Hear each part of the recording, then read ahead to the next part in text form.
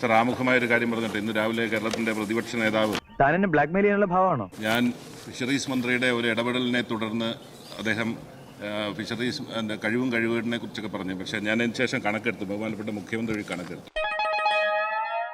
കഴിഞ്ഞ ഗവൺമെൻറ് 5 വർഷ കാലയളവിലെ 6 ഇൻസിഡൻ്റ് ഉണ്ട് സർ, ഇതുപോലെ മന്ത്രിമാർ സംസാരിച്ചുകൊണ്ടിരുന്നപ്പോൾ മറ്റ് മന്ത്രിമാർ ഇടപെട്ടത്. അത് ശരി. അപ്പൊ എല്ലാം ഉദ്ദേശിച്ച് ഉറപ്പിച്ചുകൊണ്ട് തന്നെയാണ് വന്നിരിക്കുന്നല്ലേ? അതെ.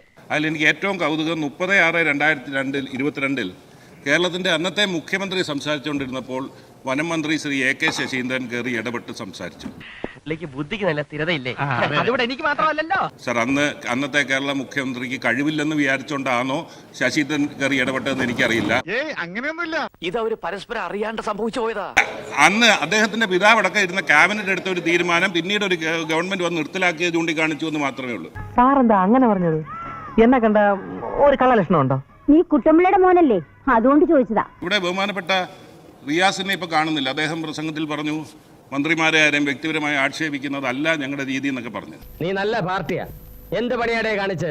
സർ, എന്നെ കുറിച്ച് ഈ 17-ാം ദിവസത്തിൽ ഒരു CPM-ന്റെ നേതാവ് പറഞ്ഞ് കടപ്പുറത്ത് കിടക്കുന്നവൻ, വിവരമില്ലാത്തവൻ എന്ന് പറഞ്ഞുകൊണ്ടാണ്.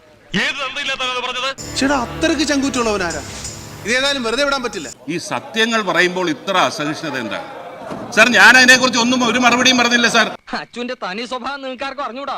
വാശിയുള്ള തന്തയ്ക്ക് എനിക്ക് പേരാണ് ഞാൻ. സാർ, ഇല്ലാത്ത കാര്യം പറഞ്ഞു. രാവിലെ ഒരു കാര്യം പറഞ്ഞു, ഇവിടെ പ്രതിപക്ഷ നേതാവ് സംസാരിച്ചാണ് അക്കാര്യം പറഞ്ഞു. ഞാനൊരു തമാശ പറഞ്ഞതല്ലടാ കുട്ടാ. ശരിക്കും വഴക്ക് പറഞ്ഞിട്ട് അതിനെ തമാശയാക്കി മാറ്റുന്ന ഒരു തമാശ അല്ലേ? പക്ഷെ ഇതില്ലാത്ത കാര്യം എന്നെ പറ്റി ഒരു നേതാവ് പറഞ്ഞു എവിടോ എന്ന് പറഞ്ഞിട്ടാ. അങ്ങനെയൊന്നും പറഞ്ഞിട്ട് പോകുന്നത് ശരിയല്ല. ഈ സഭയുടെ സമയം അതിനുപയോഗിക്കുന്നില്ല. ഒന്നുമില്ലല്ലോ, നമ്മുടെ കുടുംബത്തിൽ അന്തസ്സല്ലേ? താൻ ഇതുവരെ പറഞ്ഞത് അങ്ങനെയല്ലല്ലോ. ഇതുവരെ പറഞ്ഞതും അങ്ങനെയൊക്കെ തന്നെ, മനസ്സിലായി? നിരന്തരമായി ഗവൺമെന്റ് വന്നതിന് ശേഷം ഇതാണ് നിരന്തരമായ രീതിയാണ് സാറേ. എല്ലാവരും പറഞ്ഞതാണ്. ഇനി ഇവിടെ ഇരുന്ന് സുഖിക്കാണല്ലേ? നമ്മളെ കൊണ്ട് കഴിയില്ലേ ഇനി ഇവിടെ ഇരിക്കാൻ? എടാ, പണി ഏറ്റു. പ്രതിപക്ഷ നേതാവ് ദയവായിട്ട് ഒരു മിനിറ്റ്. ഇത് നേതമായ രീതികളിൽ നിന്ന് തീർത്തും വ്യത്യസ്തമായ രീതിയിലാണ് പോകുന്നത്. എനിക്ക് അപ്പോഴേ തോന്നിയിരുന്നു ഇതിലെന്തോ ഗുലുമാലുണ്ടെന്ന്. നമ്മുടെ പാർലമെന്ററി നടപടിക്രമങ്ങളിൽ സാധാരണ സ്വീകരിക്കുന്ന എല്ലാ രീതികളും അങ്ങക്ക് നല്ലതുപോലെ അറിയാവുന്നതാണ്. അതിൽ നിന്ന് വ്യത്യസ്തമായ രീതിയിൽ പറയുകയാണ്. ഇതൊന്നും അവന്മാരെ മുമ്പിൽ വിലപ്പോവില്ല.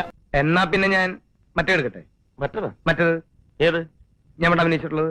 ചിലരെ പ്രത്യേകമായി പറഞ്ഞു വിടുകയാണോ എന്നൊരു ശങ്ക ഇതെല്ലാം കേൾക്കുമ്പോൾ. തന്റെ സംശയമൊക്കെ ഉടനെ മാറും. ഇവിടെ ചിലരുടെയൊക്കെ തലയ്ക്ക് ബാലം പുള്ളിയിട്ട് വെച്ചിട്ടുണ്ട്. അപ്പോൾ അതുമായി സഹകരിക്കാൻ ഞങ്ങൾ ഏതായാലും ഉദ്ദേശിക്കുന്നില്ല. അതുകൊണ്ട് തന്നെ ഞങ്ങൾ ബഹിഷ്കരിക്കുകയാണ്. Thank you sir.